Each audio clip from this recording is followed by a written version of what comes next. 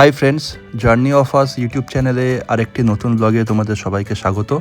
আমাদের আইজলে আজকে ডে 1। আকাশ দেখছো মেঘাচ্ছন্ন। আমরা দুপুরে খাওয়া দাওয়া কমপ্লিট করে চলে এসেছি হচ্ছে আমাদের সেকেন্ড ডেস্টিনেশন ফোকল্যান্ড।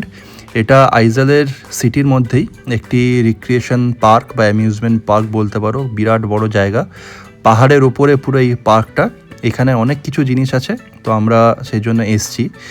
তো প্রবলেমটা হচ্ছে আজকে যেহেতু সানডে, সেই জন্য সব দোকানপাট রেস্টুরেন্ট সব কিছু বন্ধ। পার্কটা জাস্ট খোলা আছে, কিন্তু অনেক জিনিস কিন্তু পার্কেরও বন্ধ আছে।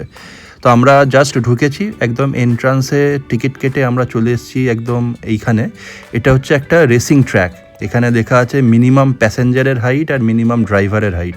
তো এখানে এই জিনিসটা বন্ধ আছে আজকে, কিন্তু ভাইরা চাইছিল যে এইখানে ওরা একটু রেসিং করবে, কিন্তু আজকে বন্ধ আছে। পাহাড়ের উপরে এরকম রেসিং ট্র্যাক, সামনে ড্রাইভারে একজন বসতে পারবে আর সাথে একজন প্যাসেঞ্জার বসতে পারবে। পার্কে ঢুকেই ছোট নুপু ব্যস্ত হয়ে পড়েছে বিভিন্ন খেলাতে।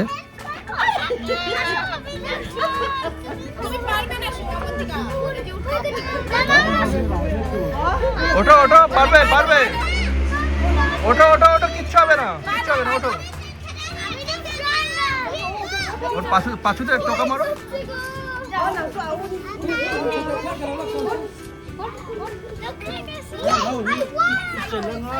ডান্স করো উপরে।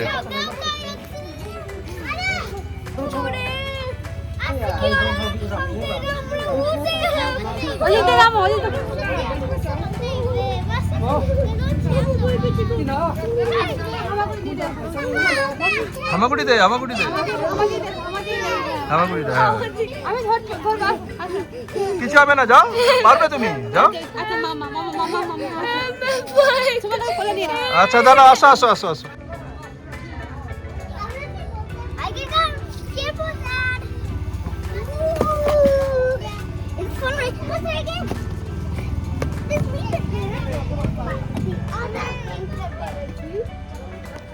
বাবা এখানে আসো দেখি, ওই ঘরটার কাছে যাও। ব্যাস, ওখানে দাঁড়াও, ওখানে দাঁড়াও, ওইখানে দাঁড়াও। তাকাও তাকাও।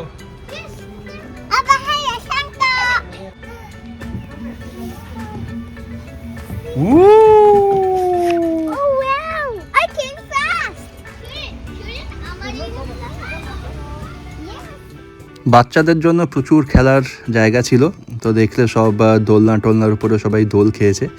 আর যেহেতু এটি একটা পাহাড়ের উপরে পার্কটা, সেই জন্য খুব সুন্দর করে সাজানো গোছানো আছে। বিভিন্ন ফুল গাছ বিভিন্নভাবে ডেকোরেট করা আছে, সব নাম না জানা গাছপালা, ফুলের গাছ এসব দিয়ে।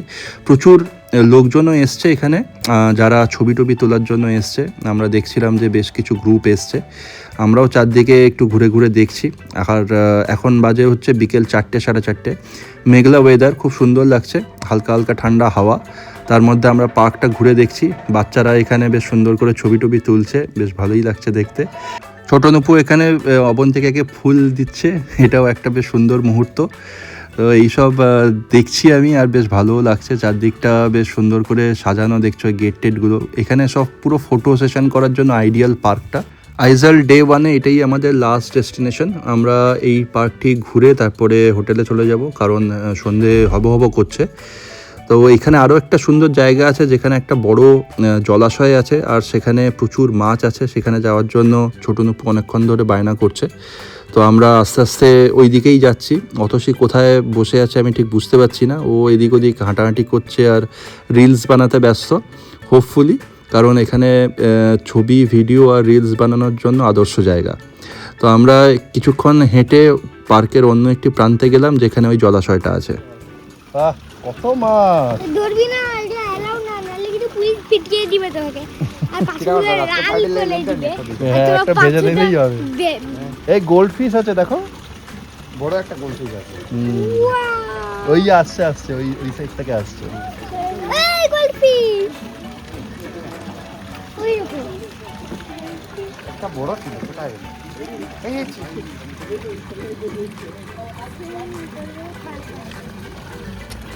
এটা বড়।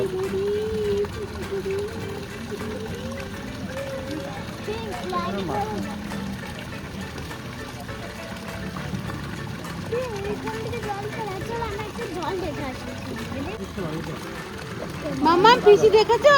আরে দুটো গলফিশ, একটা বেবি আর একটা মাম্মা। ওয়াও! এই দেখো রিচ গলফিশ। এখানটা তো সুন্দর। এরকম বড় ফিশ। গলফিশ গুলো ভালো। বড় ফিশ। অবশেষে ঘুরতে ঘুরতে আমি অতসীকে খুঁজে পেলাম। পার্কের একটি অন্য জায়গায়ও বসে আছে, দিয়ে ফোন ঘাঁটছে আর ছবি তুলছে। আমাকে দেখতে পেয়েই বললো যে আমার বেশ কিছু ছবি আর ভিডিও তুলে দাও, তো সেটা আমি করে দিলাম। আর পার্কের একটা সাইডে দেখলাম একটা সুন্দর নাম না জানা ফুলের গাছ। ফুলগুলো দেখো পুরো অনেকটা সেই আনারসের মতন লাগছে দেখতে। ফুলগুলো খুবই সুন্দর লাগছে, বেশ অনেকটা জায়গা জুড়ে এখানে লাগানো হয়েছে।